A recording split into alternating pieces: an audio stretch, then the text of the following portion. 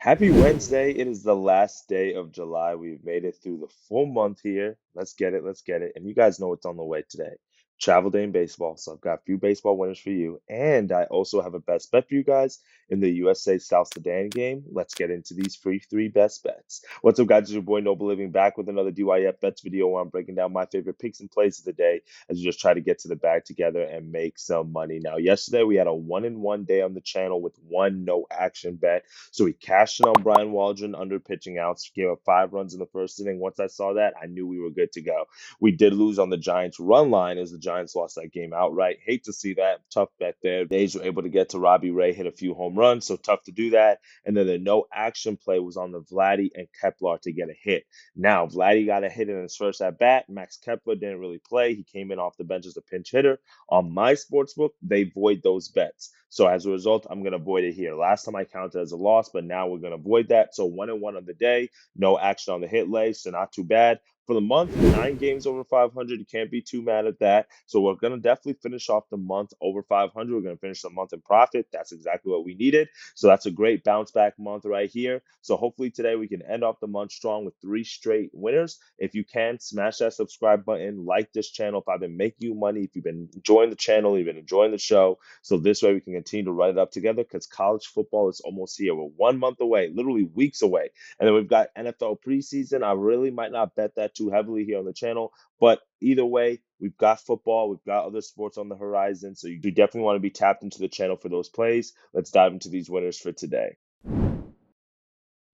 First best bet of the day. Let's actually go to the Olympic basketball game first, just because that game starts at 3 o'clock. So you're gonna have a few hours to watch this video. That's why you gotta have that bell button on. So this way we can watch the video as soon as it drops, because we've got about a 3:30 tip-off time in the USA versus Sudan game in the Olympics. And today I'm gonna go with the player prop. I'm gonna go with Mr. Devin Booker over 1.5 3-pointers made, minus 120 odds on FanDuel. Now you might be asking yourself, Noble, out of all the stars, out of all the players, why aren't you taking KD? Why aren't you taking LeBron? Obviously, those are the guys who went crazy in game one against Serbia, and I expect them to have a really good performance again today against South Sudan. But I do like Devin Booker in this matchup today because he played solid minutes in the first game against Serbia. He was able to play a total of 26 minutes, which is actually the most out of any player besides LeBron. He had 12 points. Why? Because he was 4 or 5 from the 3-point line.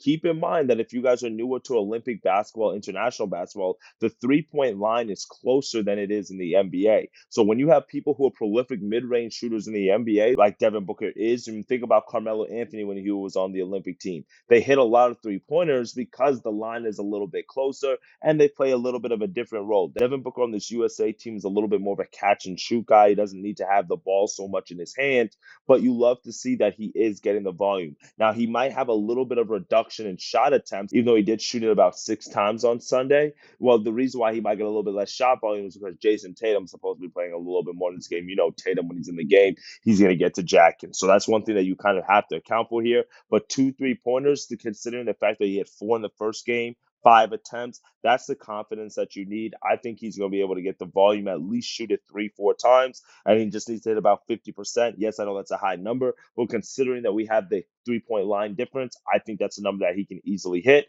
And then what we're also seeing with the rotation is that Kerr is liking playing Booker. He only hit 1 3-pointer in the scrimmage game against South Sudan. But again, that scrimmage is a little bit different now. I think the rotation is becoming a little bit smaller now for Steve Kerr here. I like the fact that Devin Booker played a lot of minutes on the first game, and I expect him to do the same today. Low total, Devin Booker over 1.5 3-pointers. Not really overthinking it. I think the USA kind of show a point here. That was obviously a 1-point win against Sudan last time they played, but I think they're going to come out today on a completely different level and let them know, like, hey, that was fun. That was a scrimmage. We were trying out things, but the big dogs are really here. And I think Devin Booker is going to play a portion of that at some point in this game. I think he's going to be able to hit this line. So let's lock this in for our first pick of the day. For my second best bet of the day, we're going to head over to the MLB card. I'm going to be honest with you. I'm not a big fan of this card. Even though we do have a lot of games, the value just really isn't there. Some of the numbers are off, or some of the odds are just super juice. So I'm not a really big fan, but I did like this pick and play today. And we're going to go with the Astros here on the run line, minus 1.5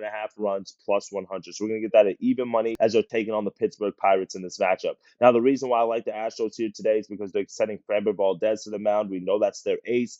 3.43 ERA, which is top 25 in the American League, to go with a 9-5 record and 98 strikeouts. So even though he's not missing as many bats as we're used to seeing from Framber, he's been in really good form, and he's coming off a really strong outing against the Dodgers where he went 6 1/3 innings, 4 hits, no earned runs given up to go with 10 strikeouts. You love to see that. He's had 3 straight starts where he's given up 2 earned runs or less, and he's faced the Mariners in that time. He's also faced the Marlins, and he's been able to, again, miss some bats. Over the last 3 starts, a combined 26 strikeouts. That's what you love to see. Meanwhile, for the Pittsburgh Pirates, they're sending their rookie to the mound, Jack Woodford, and this is his 3rd career start. In 2 career starts, he has a 10.8 ERA, and his last start against the Red Sox, 4 innings pitched, 10 hits, 7 earned runs to go with 2 home runs, and he's only had 7 strikeouts combined over the first 2 starts and over 8 innings. So he's not missing a whole lot of bats. He's not really going deep into games. He's kind of struggled since he's come to the major league level. Now he has to face an Astros team that's top 10 in the last 30 days against right-handed pitching and WRC plus isolated power.